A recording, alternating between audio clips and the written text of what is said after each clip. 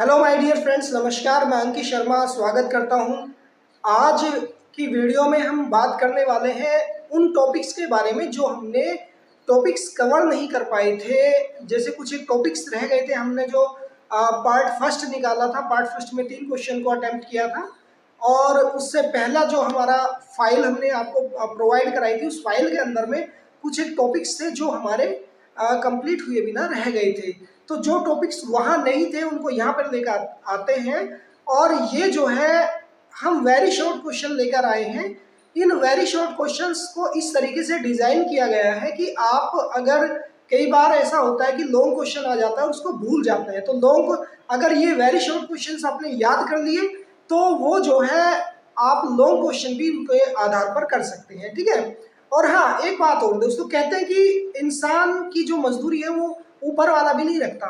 देखिए, आप लोगों के लिए इतनी सारी मेहनत करते हैं, रात रात भर जाग कर तैयारी करते हैं आपके वीडियो के लिए, आपको ताकि आपकी हेल्प हो सके। कम से कम आप भी हमारी मजदूरी तो कम से कम दे ही दो भाई। ऐसी क्या बात है, अपने ही है तुम्हारे। उसमें क्या है कि लाइक, कमेंट, सब्सक्रिप्शन दे दोगे तो थोड़ा अच्छा सा लगेगा, हमें भी काम करने में और भी मजा आएगा, एनर्जी मिलेगी, है नहीं। तो चलो जी, चलते हैं अपने टॉपिक की ओर। देखो जी, वेरी शॉर्ट क्वेश्चन है। वेरी शॉर्ट क्वेश्चन में सबसे पहले हम बात करेंगे एक पंचाट को अपास्त करना। अपास्त करना मतलब सेट असाइड करना। ठीक है। एक पंचाट को एक अवार्ड को सेट असाइड कब किया जाएगा, ये बताया गया है सेक्शन 34 क्लोज 2 के अकॉर्डिंग। ठीक है गाइस। दोस्तों, एक पंचाट को सेट असाइड करने की कुछ एक शर्तें हैं, कंडीशंस हैं। क्या है? सबसे पहली शर्त जो है वो ये है कि एक जो मध्यस्थ द्वारा किया गया कदाचार, यानी कि जो मध्यस्थ हैं, आर्बिट्रेटर हैं, उनके द्वारा एक अनुचित व्यवहार किया जाना। ठीक है। और करार का अवैधानिक होना, कि विधान के द्वारा नहीं है। दूसरी बात है कि पक्षों को उचित रूप से नोटिस ना देना। मान लिया अगर कोई मध्यस्थ करार किया जाना है, उनको नोटिस नहीं दिया गया है, तो वो भी सेट असाइड हो जाएगी, अपास्त हो जाएगी। ठीक है। अगली बात है कि पक्षों की अक्षमता, जो पक्ष हैं वो सक्षम नहीं है, अक्षम है। ठीक है। अगली बात है कि ये विवाद की जो विषय वस्तु है मध्यस्थम के द्वारा निपटाए जाने के योग्य नहीं थी। अगर कोई सब्जेक्ट मैटर ऐसा है जो मध्यस्थम के द्वारा निपटाए जाने के योग्य नहीं था, वो सब्जेक्ट मैटर, तो भी ये सेट असाइड माना जाता है। ठीक है।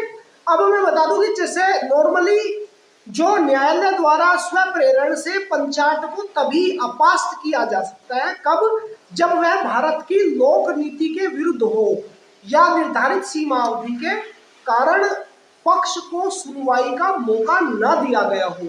यानी पक्ष को सुनवाई का मौका दिया जाना जरूरी है। ठीक है।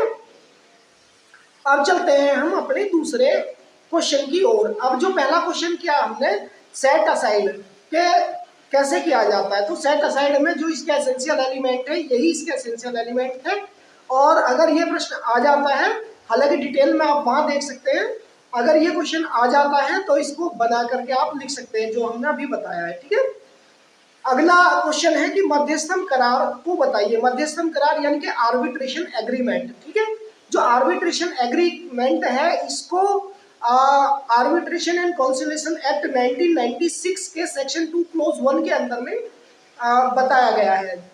और सेक्शन 2 क्लोज 1 के पार्ट 1 के प्रयोजन के लिए जो मध्यस्थम करार से आश्य पक्षों द्वारा आपस में किए गए ऐसे करार से जिसके अंतर्गत वे अपने कारोबार के समव्यवहारों से उत्पन्न होने वाले सभी या कुछ विवाद, चाहे वो संविदात्मक रूप में हो या ना हो, निपटाए जाने के लिए मध्यस्थन को सौंपते हैं। ये करार हमेशा लिखित रूप में होना चाहिए और इस करार को जो है हस्ताक्षरित होना चाहिए दोनों पार्टीज के, दोनों पक्षों के द्वारा। ठीक है दोस्तों। तो ये हमारा मध्यस्थम करार कहलाएगा। ठीक है। अब बात करेंगे हम, जो सुलह कार्यवाही है वो कब समाप्त मानी जाती है, यानी कि जो कॉन्सिलेशन प्रोसीडिंग्स है वो कब खत्म मानी जाएगी। ठीक है। तो देखो, इसको बताया गया है arbitration and conciliation act 1996 section 76 में कि जो ये तब समाप्त होगी जब मान लिया निपटारा करार पर हस्ताक्षर कर दिया गया है, अगर निपटारा किया गया है, उस पर साइन कर दिया गया है, सुलह की लिखित घोषणा कर दी गई है, या पक्षों की सुलहकर्ता को संबोधित इस लिखित घोषणा के द्वारा कि सुलह कार्यवाही समाप्त हो गई है। हालांकि मैं बता दूं सन 2019 में मध्यस्थम कार्यवाही आई थी, तो इस बार सुलह कार्यवाही आएगी, आने के चांसेस हैं, प्रोबेबिलिटी ज्यादा है सुलह कार्यवाही के, क्योंकि पहले मध्यस्थम कार्यवाही आई थी कि मध्यस्थम कार्यवाही कब समाप्त मानी जाती है। ठीक है दोस्तों, तो मध्यस्थम कार्यवाही जो समाप्त मानी जाएगी, या तो जो मध्यस्थ हैं, आर्बिट्रेटर हैं, वो अक्षम हो, या उनके द्वारा जो है वो करार कर दिया गया हो, लिखित हो और हस्ताक्षरित कर दिया गया हो और सूचना जो है प्रेषित कर दी गई हो। ठीक है, अच्छा अब हम चलेंगे दोस्तों अपने अगले पॉइंट की तरफ, जो हमारा है एक विदेशी पंचाट। लेकिन विदेशी पंचाट में भी हम बात करेंगे जेनेवा कन्वेंशन के बारे में, जेनेवा अभिसमय के बारे में। ठीक है, तो यह है कि विदेशी पंचाट कब बाध्यकारी होगा। देखिए, विदेशी पंचाट यानी कि जेनेवा कन्वेंशन की अपन बात कर रहे हैं, ये धारा 55 के अंदर में है। ठीक है, और इससे रिलेटेड एक बहुत महत्वपूर्ण बात है, वो भी मैं बता दूं कि बिल्कुल यही परिभाषा जो मैं बताने जा रहा हूं कि कब बाध्यकारी होगा, अगर ये डोमेस्टिक पंचाट हो। ठीक है, तो ये तो जो है विदेशी पंचाट में सेक्शन 55 है। ठीक है, जबकि जो डोमेस्टिक पंचाट है उसमें सेक्शन 46 लगेगा। ठीक है, लिखना दोनों में एक ही बात है। तो जेनेवा कन्वेंशन में तो लिखेंगे धारा 55, ठीक है, और डोमेस्टिक में उसमें लिखेंगे 46 धारा 46। ठीक है दोस्तों, ये ध्यान रखना, बात एक ही है। तो अब हम समझाते हैं इसको, बात बताते हैं कि कोई भी विदेशी पंचाट जो इस अध्याय के अधीन परिवर्तनीय होगा, उन व्यक्तियों के लिए बाध्यकारी समझा जाएगा जिनके बीच में यह किया गया था, और उन व्यक्तियों में से किसी भी व्यक्ति के द्वारा भारतवर्ष में किसी विधि की कार्यवाही में प्रतिरक्षा, मुजराई या अन्यथा के रूप में निर्भर किया जा सकेगा। और विदेशी पंचाट के परिवर्तन के लिए इस अध्याय में किन्हीं निर्देशों में पंचाट इस पर निर्भर करने का निर्देश सम्मिलित कर देगी। ठीक है, तो ये था हमारा विदेशी पंचाट। ठीक है, विदेशी पंचाट यानी कि जो मतलब एक पक्ष का इसमें विदेशी होना जरूरी है। ठीक है, तो ये है। हालांकि भारतवर्ष में इसको किसी भी विधि की कार्यवाही की प्रतिरक्षा या मुजराई या अन्य किसी रूप में डिपेंड होता है ये। ओके, अब बात करेंगे हम तीव्र पथ विभाजन तकनीक किन मामलों में लागू होती है। तीव्र पथ विभाजन यानी कि फास्ट ट्रैक आर्बिट्रेशन, ठीक है, यह किन मामलों में लागू होती है। देखिए, मैं बता दूं कि जो दस्तावेजों के आधार पर निर्णित किए जाते हैं, जिनमें गवाहों की मौखिक सुनवाई की आवश्यकता नहीं होती, यानी कि उन डॉक्यूमेंट्स के आधार पर निर्णित होंगे ये जिनमें गवाहों की मौखिक सुनवाई की जरूरत होती नहीं है, उनकी ओरल हियरिंग होगी नहीं, केवल डॉक्यूमेंट्स के आधार पर ही काम चलेगा। ठीक है, अब बात करेंगे एक पंचाट के आवश्यक तत्व क्या है, यानी कि essential elements of an award.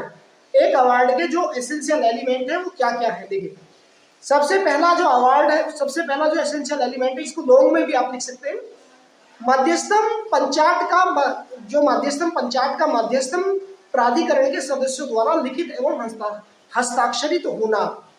ठीक है, यानी कि प्राधिकरण के सदस्यों द्वारा वो लिखित होगा और वो हस्ताक्षरित होगा। दूसरी बात है पंचाट आपसी निपटारा होना चाहिए, जो ये अवार्ड है ये आपसी निपटारा होना चाहिए।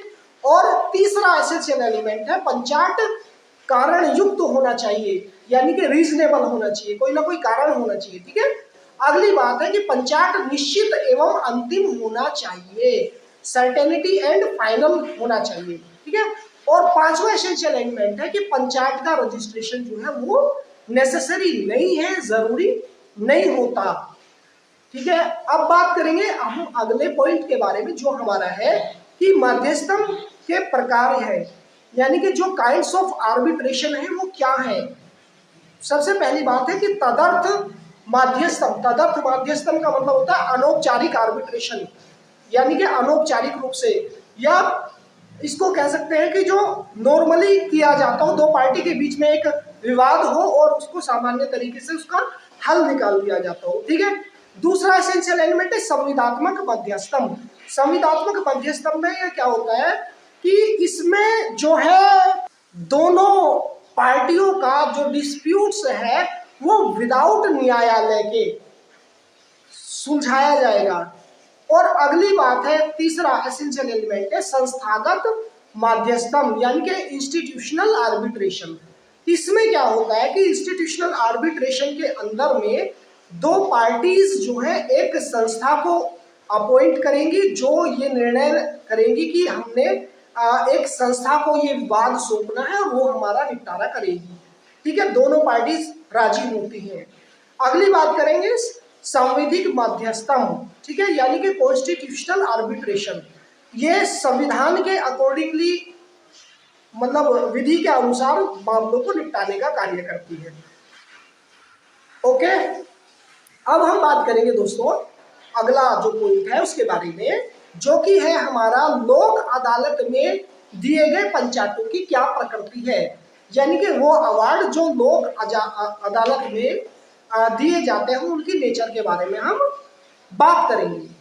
तो सबसे पहले मैं बता दूं, पहली बात कि प्रत्येक पंचायत सिविल कोर्ट की डिग्री के समान माना जाएगा, हर एक अवार्ड माना जाएगा डिग्री के इक्वल जो सिविल कोर्ट की होती है, ठीक है। और दूसरी बात है कि जहां लोक अदालत द्वारा समझौता या निपटारा हो जाता है वहां न्यायालय को दी गई फीस वापस नहीं की जाएगी। अगर न्यायालय को फीस दे दी गई है तो वो कभी भी वापस नहीं होगी, ठीक है। अब बात करेंगे पंचायत अंतिम और पक्षों पर बाध्य होगा।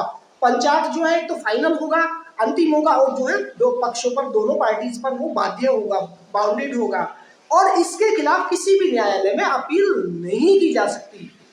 तो ये थे हमारे लोक अदालत के अंदर में दिए गए पंचायतों की प्रकृति, ठीक है दोस्तों। यानी कि पंचायत जो अवार्ड है वो उसका जो डिसीजन होगा वो सिविल कोर्ट की डिग्री के समान होगा, और जो कॉन्सिलेशन होगा, जो कोर्ट के द्वारा समझौता होगा, मतलब जो समझौता हो जाएगा आर्बिट्रेशन के द्वारा और न्यायालय में कोई फीस दी गई है तो वापस नहीं हो सकती।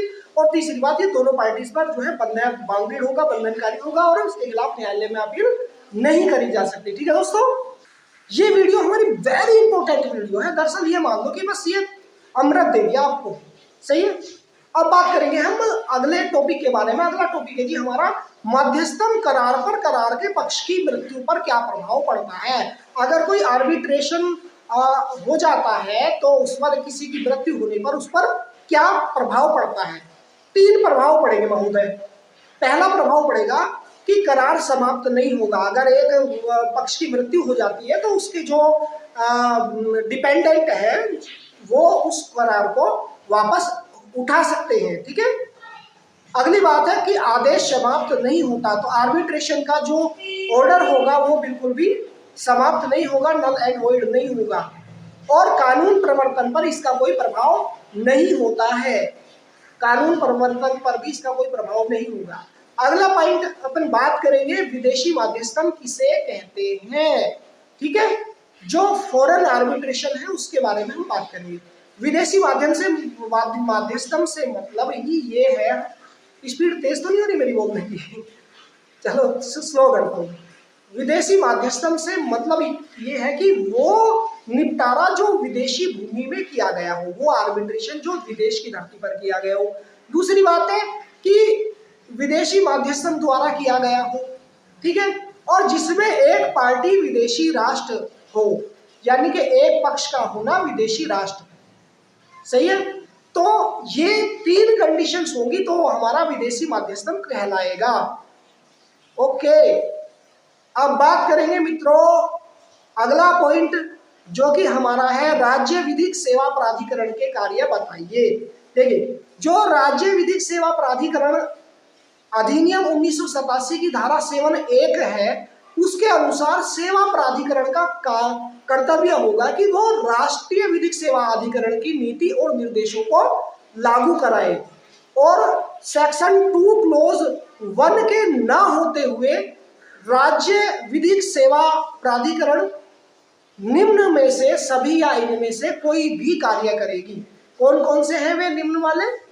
जैसे कि विधिक सहायता प्राप्त करने के लिए पात्र एवं हकदार व्यक्तियों को विधिक सहायता उपलब्ध कराना, जो उसके हकदार हैं, जो पात्र हैं, उन्हें वो सहायता प्रदान कराना। ओके, अगली बात है दोस्तों कि उच्च न्यायालयों में उच्च जो हाई कोर्ट के न्यायालय हैं उनके मामलों सहित अन्य मामलों को निपटाने के लिए एक लोक अदालत का आयोजन किया जाएगा। सही है। और इससे अगली बात यह है कि विधिक सहायता के जो कार्यक्रम से, जो प्रोग्राम्स हैं, उनके अंदर में गति प्रदान करना, उनको तीव्रता लाना उनमें। और चौथा पॉइंट है हमारा कि अन्य वे सभी कार्य करना जो उस समय समय पर विनियमों द्वारा निर्धारित किए जाए, जो समय समय पर विनियमों के द्वारा निर्धारित किए जाते हैं, वो सारे कार्य। अगली जो हमारी बात है, जो हमारा अगला पॉइंट है, वो है कि राज्य विधिक सेवा प्राधिकरण का गठन कैसे होता है। देखिए, जो विधिक सेवा प्राधिकरण अधिनियम 1987 है, इसकी धारा 6 क्लोज 2 में राज्य विधिक सेवा प्राधिकरण में जो है निम्न व्यक्तियों को सम्मिलित किया जाएगा। कौन कौन से व्यक्ति हैं? पहले कि राज्य के उच्च न्यायालय का मुख्य न्यायाधीश हो या वो सेवानिवृत्त रहा हो। ठीक है, यानी जो हर एक स्टेट की जो हाई कोर्ट होता है उसका मुख्य न्यायाधीश हो। ठीक है। अगली बात हम करेंगे कि जो कार्यकारी अध्यक्ष महोदय हैं वो उच्च न्यायालय का पीठासीन अधिकारी हो या सेवानिवृत्त हो, यानी कि रिटायरमेंट हो गया हो, जिसकी नियुक्ति राज्यपाल के द्वारा उच्च न्यायालय के मुख्य न्यायाधीश के परामर्श से की जाएगी। जो हाई कोर्ट के चीफ जस्टिस के उनकी एडवाइस से, उनकी सलाह से, सजेशन से उनकी नियुक्ति की जाएगी। किसकी की जाएगी? कार्यकारी अध्यक्ष की। ठीक है, वो उच्च न्यायालय का पीठासीन या सेवानिवृत्त होगा। अब थर्ड पॉइंट के बारे में बात करेंगे कि जो अन्य सदस्य हैं जिनकी नियुक्ति उच्च न्यायालय के मुख्य न्यायाधीश महोदय के परामर्श से ऐसे व्यक्तियों में से की जाएगी जो सरकार द्वारा निर्धारित योग्यता एवं अनुभव रखते हो, या तो उनके पास एक्सपीरियंस हो या वो योग्यता हो। ओके, अब बात करेंगे, एक सदस्य ऐसा होगा जो सचिव होगा, जो न्यायिक सेवा का सदस्य होगा, जो उच्च न्यायालय के परामर्श से सरकार के द्वारा चुना जाएगा। ठीक है, हाई कोर्ट के सलाह से, सजेशन से सरकार द्वारा चुना जाता है। अब ये जो बात है, मैंने 12 पॉइंट क्लियर कराए हैं, उम्मीद करता हूँ क्लियर आए होंगे, समझ में आए होंगे। देखो, अगर ये लॉन्ग में भी क्वेश्चन आ जाता है तो ये एसेंशियल एलिमेंट है, मेन पॉइंट हेडिंग है। अब इनको आप लॉन्ग में डिटेल में भी कर सकते हैं। ठीक है, अब बात करेंगे अगले पॉइंट के बारे में, जो है कि वैधानिक सेवा प्राधिकारी अधिनियम 1987 का क्या उद्देश्य है। यानी इस अधिनियम का उद्देश्य एक ऐसी वैधानिक या सेवा प्राधिकारी का निर्माण करना है जो समाज के कमजोर और असहाय वर्ग की मुफ्त एवं सक्षम विधि से सेवा प्रदान करने में सहायक हो। इस अधिनियम का उद्देश्य लोक अदालतों का गठन करना है जिनमें वैधानिक व्यवस्था को इस प्रकार संचालित किया जा सके ताकि न्याय प्राप्त करने में गरीबों और अमीरों में कोई भेद ना रहे। कहने का मतलब यह है कि न्याय प्राप्त करने में सभी को समान अवसर प्रदान किया जाए। अगर दूसरे शब्दों में हम बात करें तो समाज के कमजोर वर्ग की धनाभाव यानी कि पैसे की कमी के कारण या अन्य किसी अव्यवस्था के कारण न्याय प्राप्त करने में या न्याय प्रदान करने से उनको मना कर दिया जाए, तो उन लोगों की ये हेल्प करता है। ठीक है, क्या हेल्प करेगा? ये करेगा वैधानिक सेवा प्राधिकरण अधिनियम 1987। तो ध्यान रखना कि वैधानिक सेवा प्राधिकरण 1987 का जो उद्देश्य है वो क्या है। ओके मित्रों, अब बात करेंगे हम अपने अगले पॉइंट के बारे में। अगला पॉइंट है हमारा तालुक विधि सेवा समिति के गठन का वर्णन कीजिए।